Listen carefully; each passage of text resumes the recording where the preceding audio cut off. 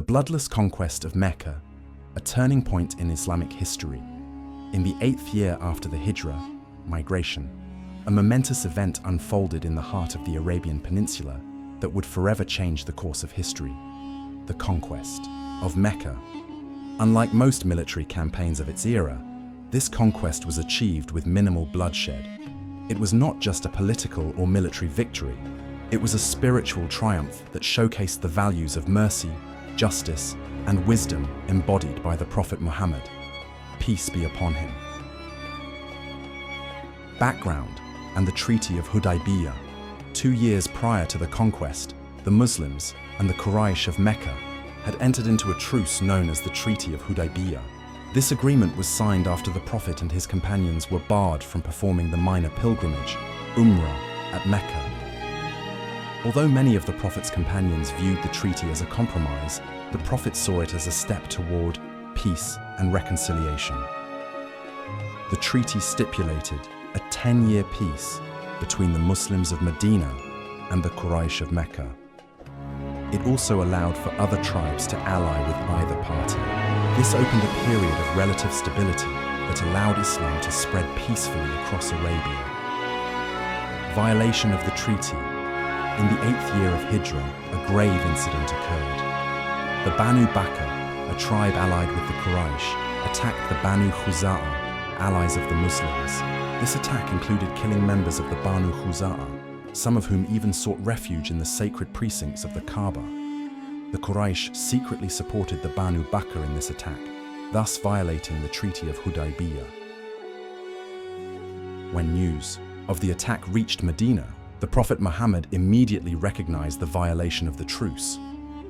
The Banu Khuza'a sent a delegation to Medina seeking protection and justice. The Prophet promised them support, honoring the treaty he had made with them. Preparation for the conquest. Rather than respond with immediate aggression or announce his plans publicly, the Prophet opted for strategic discretion. He ordered the preparation of a large army in secret. His aim was not war, but a peaceful takeover that would minimize bloodshed and open the doors of Mecca to Islam. 10,000 Muslim soldiers were gathered, the largest force the Muslim community had assembled. To that date, as they marched toward Mecca, the Prophet took careful steps to prevent unnecessary confrontation. He ordered his men not to attack unless provoked and to respect the sanctity of life and property. One of the keys to the success of the mission was the secrecy and speed with which the Muslim army approached Mecca. To maintain the element of surprise, the Prophet camped near Mecca without entering the city immediately. Abu Sufyan's embrace of Islam. As the Muslim army approached, panic spread within Mecca.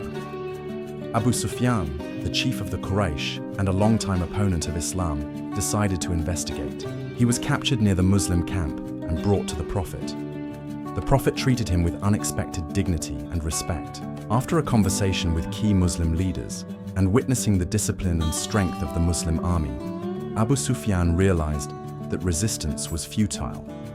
Impressed by the Prophet's noble character and the unity of the Muslims, he declared his acceptance of Islam. The Prophet, understanding Abu Sufyan's influence among the Meccans, announced that anyone who entered Abu Sufyan's house would be safe. Likewise, anyone who remained in their homes or sought refuge in the sacred sanctuary would not be harmed. This move greatly reduced the chances of confrontation and eased the fears of many Meccans.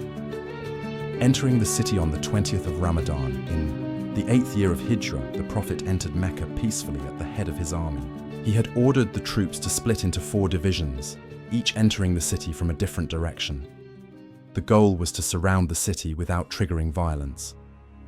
As the Prophet entered Mecca on his camel, his head was bowed low in humility and gratitude to God. He wore no crown, brandished no sword in arrogance, and issued no threats.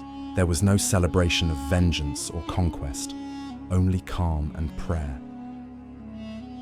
Apart from a brief skirmish led by a few Quraysh warriors near one gate, which was swiftly neutralized, the entire city surrendered peacefully. The conquest was essentially bloodless, a rarity in the warfare of the time. The Prophet's address and general amnesty once in control of the city, the Prophet made his way to the Kaaba, the sacred house built by Prophet Ibrahim, Abraham, and his son Ismail.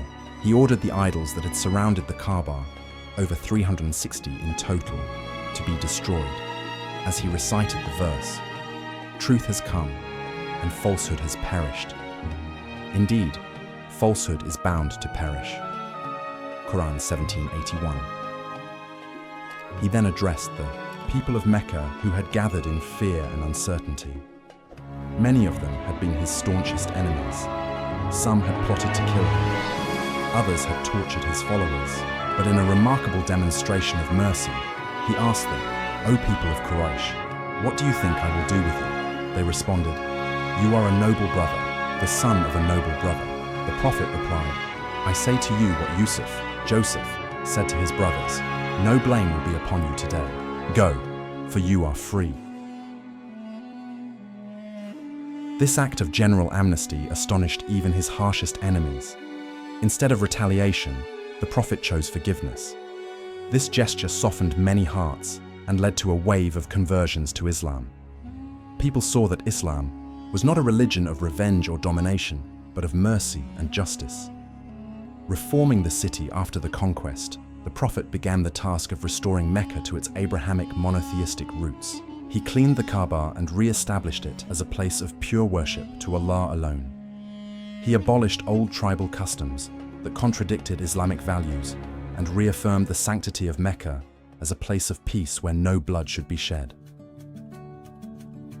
One of the most powerful reforms was the declaration of equality among people, regardless of their race or tribal status. The Prophet appointed Bilal ibn Rabah, a former Ethiopian slave, to climb the roof of the Kaaba and call the first Adhan, call to prayer, in Mecca. This moment symbolized the social revolution that Islam brought, where a once persecuted slave now led the sacred call in the holiest site of Arabia. Legacy of the conquest. The conquest of Mecca was more than a political or military milestone. It marked the beginning of a new era in the Arabian Peninsula. In the following months, delegations from tribes across Arabia began to visit Medina and embrace Islam. Within 2 years, most of the Arabian Peninsula had accepted Islam. The conquest demonstrated the Prophet Muhammad's character, his commitment to justice without vengeance, and his ability to lead without pride. Despite achieving ultimate power in Mecca, he chose humility over hubris, forgiveness over fury. This victory also set a precedent for how conflicts should be resolved, with diplomacy, restraint, and a focus on reconciliation rather than destruction. Conclusion: the Bloodless Conquest of Mecca stands as one of the most extraordinary events in the annals of human history. It was not only a display of strategic brilliance, but also a manifestation of the moral and spiritual values that Islam upholds. Mercy triumphed over vengeance, humility over arrogance, and peace over war. Through this event, Prophet Muhammad proved that true victory lies not in subjugation, but in the liberation of hearts, a message that continues to inspire millions around the world to this day.